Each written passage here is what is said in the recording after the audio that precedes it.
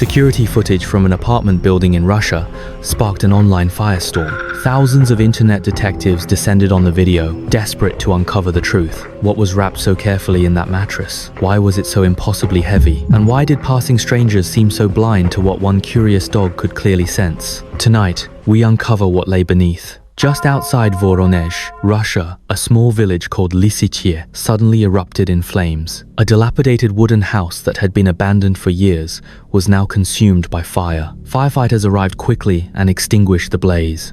At first, everyone assumed it was just some kid playing with matches. But when investigators entered the charred ruins, they found something that changed everything. In the center of the room lay a heavily burned corpse. The report was filed at 1:35 p.m. Unidentified body discovered in Lysychye village. Severe burn injuries. Cause of death unknown. By 2:05 p.m., detectives were on scene. But the fire had destroyed nearly everything erasing evidence in its path. The only thing left to examine was the body itself, and it was barely recognizable. The medical examiner faced a grim puzzle. The victim was burned beyond recognition, charred across the entire body. The face was unidentifiable. But one thing was certain, this was a female. Then came the critical discovery. When forensics examined the victim's nasal passages and throat, they found no trace of smoke inhalation. This meant only one thing: she wasn't breathing when the fire started. This wasn't an accident, this was murder. The accelerant analysis confirmed it. Gasoline or high-proof alcohol surrounded the body, suggesting this wasn't a random fire. Someone had deliberately set it. Detectives questioned every villager. No one was reported missing. No strangers had been seen. The case had hit a dead end, but 20 miles away, in the city of Voronezh, something else was unfolding. The day before the fire, a 2-3-year-old woman named Anastasia Kamamova sent her parents a text message. The message was simple: she wouldn't be coming home tonight. She was staying at a friend's place. But something felt wrong to her parents. The tone of that message didn't sound like their daughter. They tried calling, no answer. They tried texting back, silence. Panicked, they reached out to family, to friends. No one had seen her. By that evening, her father, Pavel, had made a decision. He picked up the phone and called the police. "My daughter is missing. She never came home, and I got a strange text message from her. I'm very worried." The detectives didn't immediately see the connection. One case was a mysterious death in a village. The other was a missing person report in the city. Two separate tragedies. Or were they? Investigators pulled Anastasia's file. She was a doctor, 23 years old, living in Voronezh. Through interviews with her friends and family, one name kept coming up: her ex-boyfriend. His name was Timur Pasternakovich. But Timur wasn't just anyone. He was the son of Vadim Pasternakovich, a major real estate developer and one of the wealthiest men in the region. Timur himself was a classic spoiled rich kid, unemployed, reckless, known for throwing money around without consequence. Detectives tried to reach him. No one could find him. Even his own father claimed not to know where he was. But Pavel Kamamova wasn't waiting for the police to solve this. He had resources of his own, and he was determined to find his daughter. That's when he discovered something remarkable in the delivery records. On December 2nd, at around 10 p.m. the night before the fire, just hours before Anastasia disappeared, Timur had called for a cargo truck. His order: a single mattress needed to be transported. It was a strange request. Not the kind of thing you'd normally need a truck for. But there was something else that made Pavel's blood run cold. The mattress was being delivered to Lysychye village, the same village where the burned body had been found. Pavel immediately called the police with this information. The detectives' reaction was immediate. They knew they'd found their connection. Within hours, investigators obtained the security footage from Timur's apartment building, a luxury complex developed by his father on Chekhov Street. What they saw was chilling. At 10:37 p.m. and 43 seconds, Timur and a truck driver are captured on camera carrying a rolled-up mattress out of the building. The mattress is unmistakably heavy. Even for two grown men, it takes serious effort to move. As they wait for the elevator,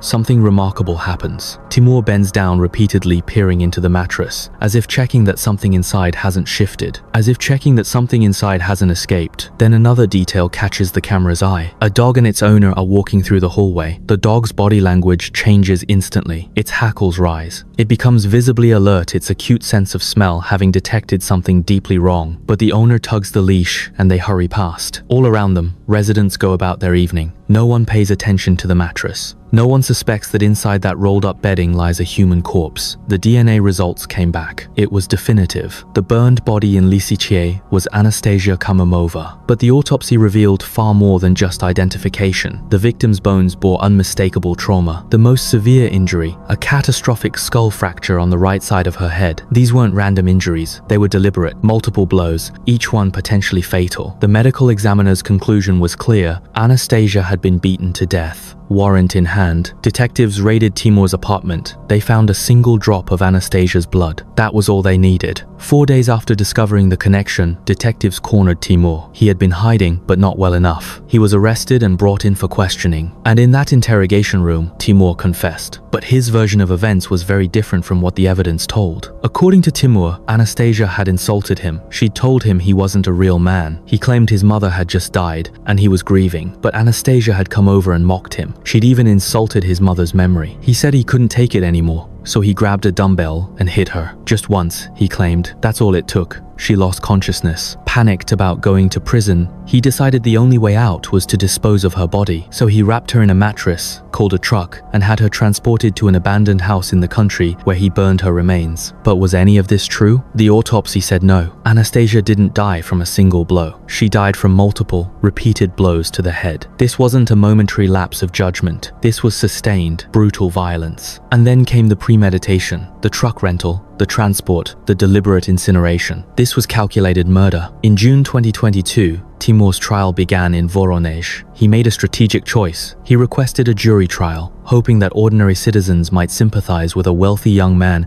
claiming he'd acted in a moment of passion. In court, he complained about his health. He asked for house arrest. His defense attorneys worked overtime to paint him as a troubled youth, a victim of his own emotions. They emphasized that he had confessed, that he was cooperating with the investigation, that he was remorseful. They even blamed the victim. They suggested that Anastasia herself bore responsibility, that her inappropriate behavior had provoked this tragedy. It was victim blaming at its most shameless. But the jury saw through it. They deliberated and reached a unanimous verdict. Timur Pasternakovich was guilty, and he deserved no sympathy, no mercy, no forgiveness. The case should have ended there. It didn't. The judge acknowledged the jury's verdict. But when it came time to sentence, something unexpected happened. The court decided that Timur qualified for mitigating circumstances. These included his initial confession, his cooperation with investigators, and his partial remorse and apology to the victim's family. Based on these so-called mitigating factors, the court sentenced Timur to just 9 years in prison. 9 years, one young life destroyed, one family shattered, and the price? 9 years behind bars. It felt like a slap in the face to justice itself. But Pavel Kamamova wasn't finished fighting. Neither was Anastasia's mother. They appealed. But here's where the story takes another twisted turn. Timur and his lawyers also filed an appeal. They thought 9 years was too harsh. Their new argument: this wasn't murder at all. It was involuntary manslaughter. They claimed Timur had only wanted to teach her a lesson, that he hadn't meant to kill her. 3 months later, the appellate court reconvened. And this time, something remarkable happened. The judges changed their minds. They took a second look at those so-called mitigating circumstances. The court concluded that Timur's confession and cooperation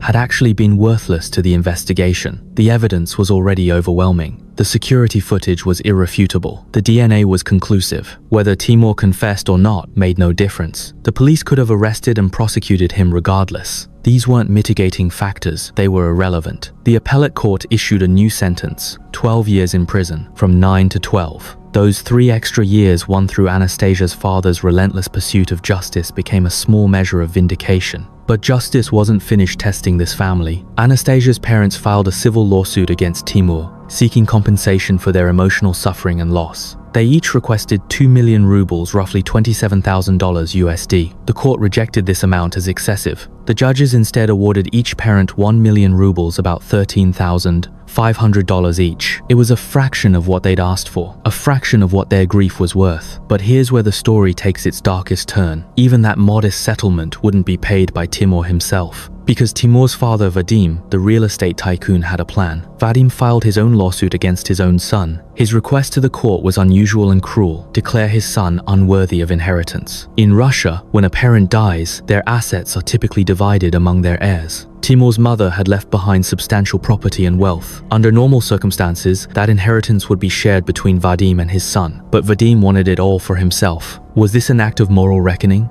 A father finally disgusted by his son's crimes, cutting all ties? Or was this about something else entirely? Was Vadim simply protecting his family fortune from being liquidated to pay the compensation owed to Anastasia's parents? Was he, from the very beginning, only thinking about money? We may never know for certain, but the message was clear. Even Timur's own father, the man who raised him, who gave him everything, was willing to disown him completely. The court granted Vadim's request. Timur was declared unworthy of inheritance. Every ruble of his mother's estate would now belong solely to Vadim. Today, Timur Pasternakovich sits in a Russian prison cell, serving his 12-year sentence. Anastasia's parents continue their lives forever altered, forever grieving. They received a modest settlement that barely covers their pain. Timur received 12 years instead of 9, but 12 years for a life, 1 million rubles for a lifetime of loss. The math doesn't add up. Justice, it seems, never does. And Timur's father, he walks free, richer than ever, having severed himself from his own blood to protect his fortune. In the end,